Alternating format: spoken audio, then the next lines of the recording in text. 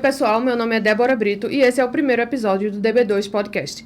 O DB2 é um escritório de arquitetura e nós pensamos em abrir o podcast para que vocês consigam entender melhor o nosso ofício. É difícil você ter noção real do que outro profissional faz, principalmente os profissionais da área de criatividade. E aí as pessoas só veem o projeto pronto, não sabem como a gente inicia essa parte, né? Não sabe que a gente tem que encaixar de forma harmônica o trabalho de uns 10 profissionais ou mais, né? Quais os profissionais que participam? Vamos lá, vamos enumerar. Eletricista. Marceneiro. Encanador. Serralheiro. Pintor. Papel de parede, né? Isso. Pessoal do papel de parede. Que o eletricista vai e vem várias vezes na obra também, porque depois ele tem que vir para instalar as luminárias, né? Não é só uma vez, né? Que o pessoal sempre diz, ele vem antes ou ele vem depois. Ele vem várias vezes. Várias vezes. E é por isso que a gente queria aproximar todos vocês da gente, tanto os estudantes de arquitetura quanto os recém-formados, que não têm experiência, né, em escritório.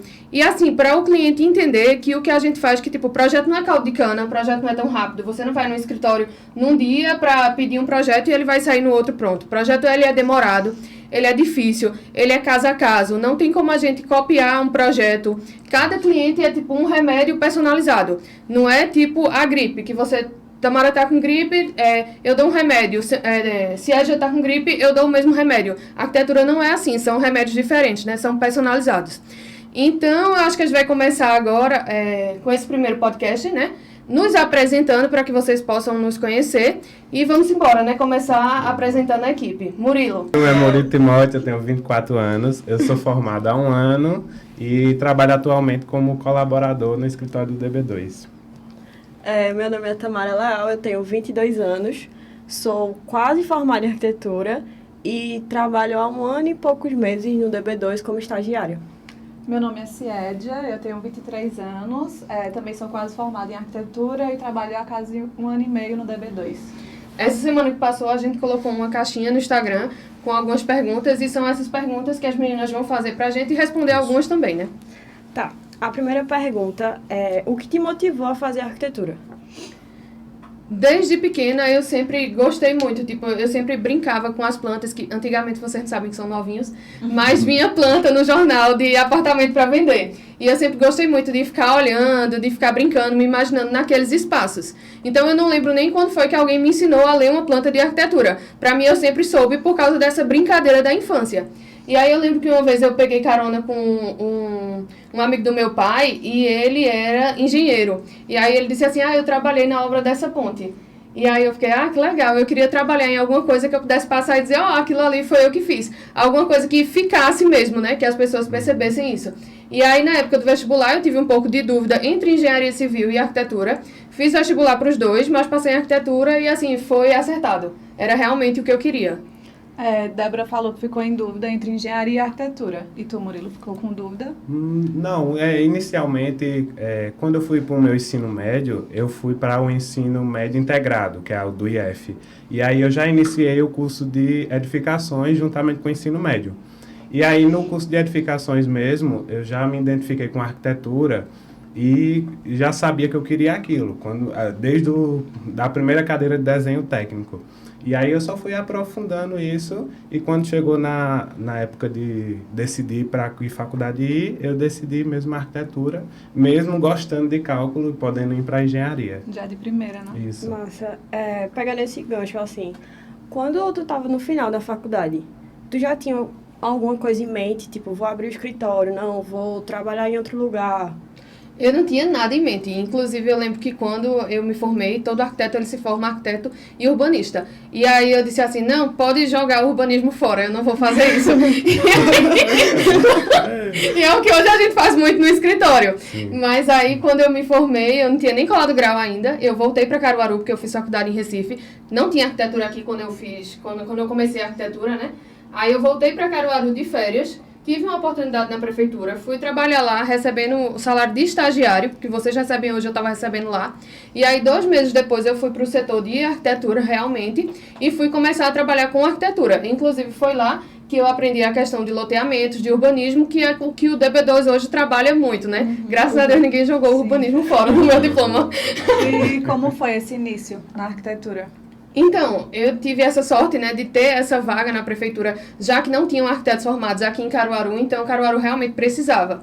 E na prefeitura eu comecei a conhecer algumas pessoas que foram me contratando. Conheci outra arquiteta também, que foi minha sócia por um curto período de tempo. E aí a gente viu a necessidade de ter um espaço. E aí a gente abriu um espaço, no meu primeiro espaço foi num quarto de uma casa que funcionava um Herbalife.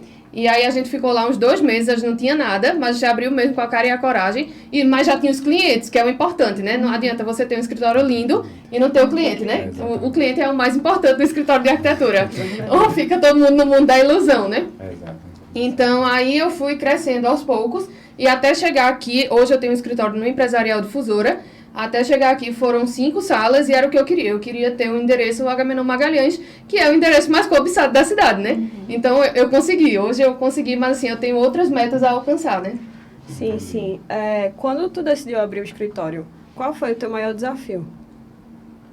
Eu acho que o maior desafio foi a falta de dinheiro para montar um escritório em si. Mas assim, também eu não tinha, não tinha muitos escritórios em Caruaru para eu me comparar. O que existiam eram escritórios que eram mais antigos, de pessoas mais antigas na cidade.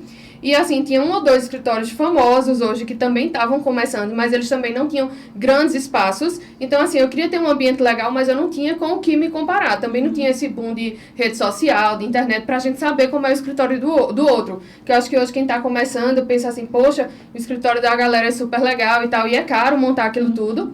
Mas, assim, eu não tinha muito esse, meio que vergonha de, ter um escritório simples, porque eu não sabia nem como era o escritório dos outros. Não tinha muito como comparar. E, Murilo, como foi teu começo?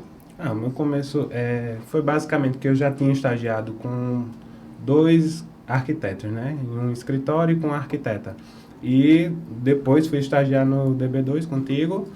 E quando eu me formei, basicamente, eu não tinha nenhum plano de abrir escritório, até porque eu já ia ficar no DB2, né, como colaborador, e continuo até hoje. Mas tu tinha pensado, na faculdade, tinha alguma área que tu gostava mais, design de interiores, que tu viu depois que, não era tudo aquilo?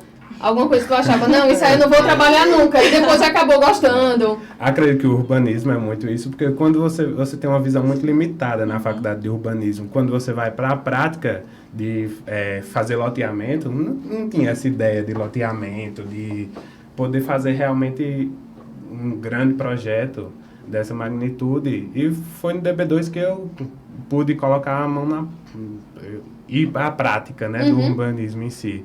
Aí essa foi uma das coisas que me desmistificou da faculdade. Entendi. E vocês duas, como é que surgiu a ideia de fazer arquitetura? Eu sempre gostei desse lado, assim, de construção, interiores. E de início eu queria fazer engenharia civil. Só que aí eu comecei a trabalhar como jovem aprendiz em uma construtora. E eu vi que eu não queria engenharia civil, eu queria arquitetura. Eu quero arquitetura, então foi aí que eu decidi. Eu passei também de vestibular para os 2. Mas na hora de fazer a matrícula, eu decidi fazer arquitetura. Na verdade, eu comecei a gostar de arquitetura na faculdade, porque eu comecei outra faculdade de engenharia de alimentos. Aí disse, meu Deus, nada de engenharia pra mim. Aí passei no vestibular de arquitetura e gostei na faculdade, realmente. Mas não tinha essa, vou fazer arquitetura, não. Comecei na faculdade. E também Murilo não é daqui, né? Murilo é de Pesqueira. Sou de Pesqueira, aí dificultou um pouco mais a escolha. Até para eu dizer assim, vou fazer arquitetura, porque o povo não sabia o que é isso. Até hoje... Mas tu tinha noção do que o arquiteto fazia antes de entrar na faculdade? Tinha por causa do IF, né? Mas eu tinha muito a visão do final. O projeto já vinha pronto e, vamos executar isso aqui. Mas eu não sabia como era o processo de se criar um projeto. O que é que precisava ser pensado para que aquele projeto fosse concebido.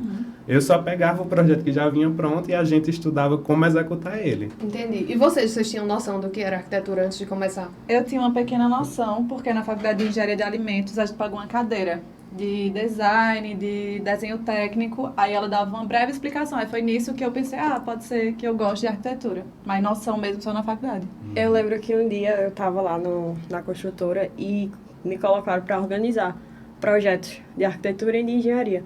E daí eu comecei a ver aquilo ali, eu disse, oxe, é isso aqui que eu quero. Aí eu comecei a ter noção que realmente o que eu queria era arquitetura. Todo mundo tem um clique, né? Inclusive eu fiz vestibular para arquitetura 3 vezes, e aí na terceira vez eu já estava cansada, já queria desistir. Aí estava em Recife, no Procursinho, eu encontrei uma senhora que ela tinha mais de 50 anos, e ela estava com material de arquitetura indo para a faculdade.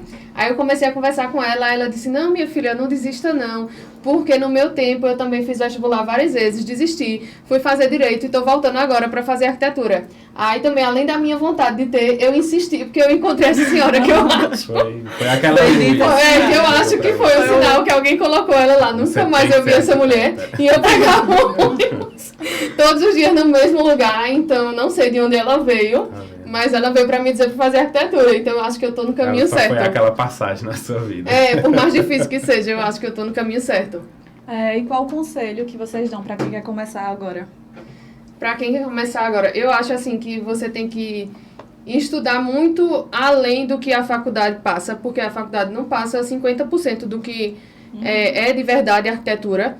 A arquitetura tem muitos nichos onde você pode trabalhar, e aí é bom você pesquisar isso também, porque às vezes no meio você está dizendo, eu não gosto disso aqui, vou desistir de arquitetura. Não, com arquitetura, com curso, você pode fazer tanta coisa que é melhor você, continuar, pesquisar o que é que pode ser feito, né? Hoje em dia tem muita gente trabalhando com 3D, né? Que nem faz projeto, faz só 3D. Tem muitos nichos que você pode trabalhar. E também eu acho assim, é ser humilde mesmo, é você, admitir que você está saindo da faculdade, mas que você não sabe de tudo. É você trabalhar mesmo, meter a cara, escutar pedreiro, escutar marceneiro, escutar encanador, eletricista, escutar todo mundo, porque todo mundo vai te ensinar. Porque na faculdade a gente não vê muito a prática em si da obra, né? Então é importante que você vá à obra e que você escute todo mundo.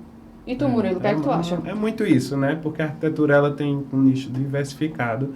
Acredito que você vai se identificar com alguma dessas áreas. Você pode trabalhar para outras pessoas, ser colaborador de um escritório, ou até mesmo ser freelance no início.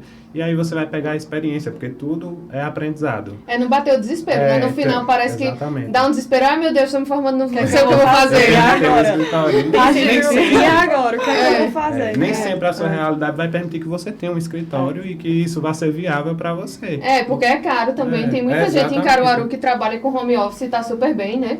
E tudo é aprendizado. É uma conversa com um pedreiro, você já está aprendendo. Com um fornecedor, você já está aprendendo. E todo dia é um aprendizado diferente. Porque os projetos são muito diferentes. Igual a Débora falou, né? Que quando ela se formou, ela foi trabalhar como estagiária. É muito importante, porque na faculdade a gente não aprende nem metade. Essa visão da você prática, aprende no escritório realmente. Mesmo que você vá ganhando pouco, vale a pena, porque você vai ter um aprendizado. Por exemplo, na prefeitura, quando eu comecei, realmente ganhava muito pouco, mas eu tive um aprendizado, eu não conhecia, eu não era da cidade, né? Não estudei aqui. Que é o que acontece muito com o pessoal daqui, né? Vem estudar aqui, mas depois volta para sua cidade.